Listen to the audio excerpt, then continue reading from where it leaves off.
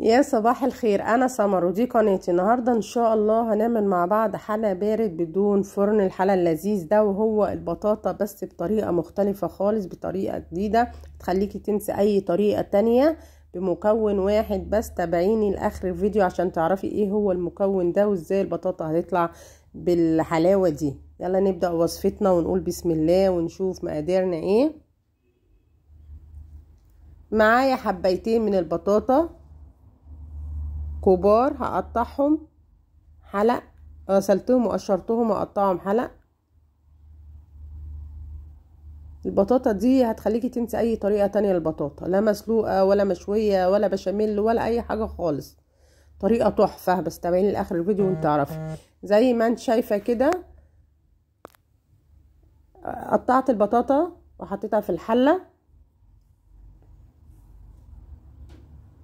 هبدأ انزل عليها بكوباية من المية،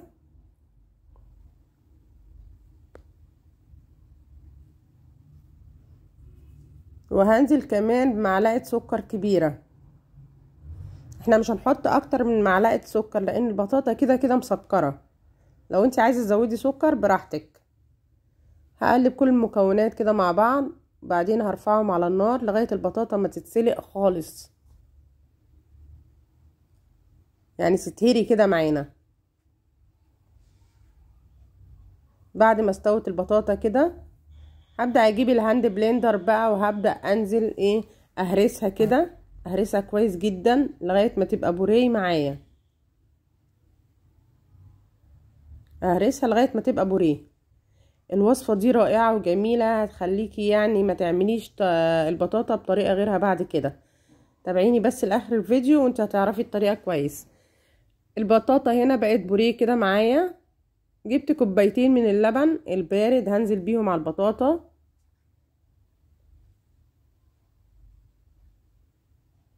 والمكون اللي جاي ده بقى هو اهم حاجة في الموضوع، كيس كريم كراميل.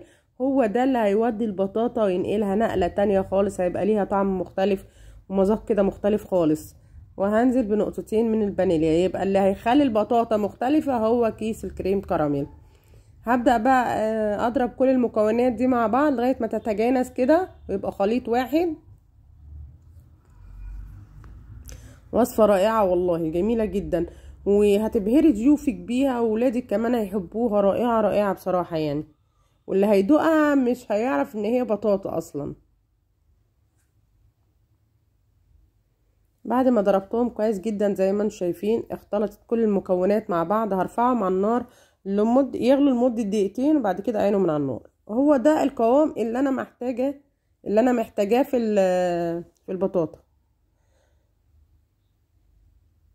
هي ابتدت تغلي كده، هستنى عليها شوية وبعدين هطفي. طفيت عليها بقى، هبدأ اجيب الكراميل، كيس الكراميل اللي هو مع عبوة الكريم كراميل. هبدأ افضيهم في البولات كده.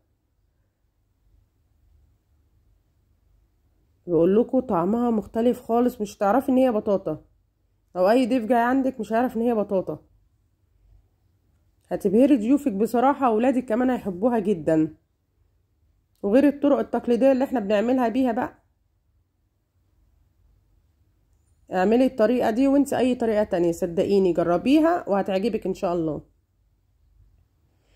ابتديت هنا افضي البطاطا زي ما انتم شايفين. السمك ده اللي انا محتاجاه، لو اخف من كده مش هتعرفي تقلبيها، هتبوظ منك.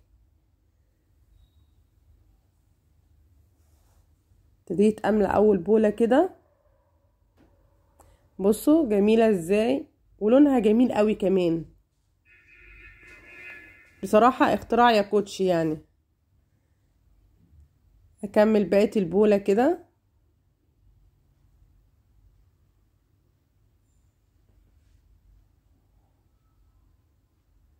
هبدأ املى البولات التانية بقى.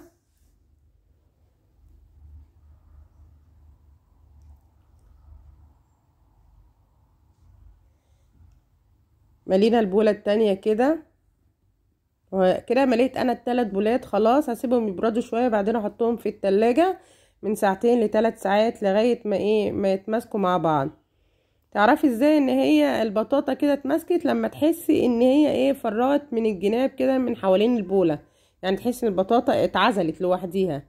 هعمل بس تركايه واحده هنا، هبدا افرغ كده من حوالين البطاطا عشان تبقى في فراغ بين البوله والبطاطا، عشان اما اجي اقلبها ما تتكسرش مني ولا تبوظ مني. زي ما انتم شايفين هبدا بقى اقلبها كده، وحانت اللحظه الحاسمه هي دي. هنهز شويه البوله عشان البطاطا تنزل كويس وما تتكسرش مننا وتنزل بكل سهوله. زي ما انتم شايفين بصوا رائعه، هي بتتكلم عن نفسها، انا مش عايزه اقول حاجه. بصوا الشكل. هننزل بقى الكراميل اللي باقي في البوله، لان الكراميل ده هو اللي بيخلي طعم البطاطا حكايه. لونها وشكلها وطعمها والله جميله جدا، جربيها هتعجبك ان شاء الله. زي ما انت شايفه كده هبدا انزل البوله التانية، وهقلب برضو البوله التالتة. وزي ما قلت لك وانت بتقلبي تهزيها هزتين كده عشان تحسي ان البطاطا نزلت في قلب الايه، في قلب الطبق. بص الشكل رائعه جميله جدا، زي ما انت شايفه كده حاجه من الاخر. اختراع يا كوتش، اختراع في عالم الطبخ والله. جميله جدا ومحدش هيقدر يثبت ان هي بطاطا يعني. بصوا بقت بالشكل القمر ده، حاجه كده من الاخر. وطبعا كالعاده لازم اقطعها واوريها لكم قد ايه هي متماسكه. بصوا شكلها، وخلي بالك من الكراميل، الكراميل ده هو اللي بيديها الطعم الجميل. بصي رائعه رائعه زي ما انت شايفه كده. وطبعا لو عجبكم الفيديو ما تنسونيش في اللايك والشير وتفعيل الجرس. والسلام عليكم ورحمه الله.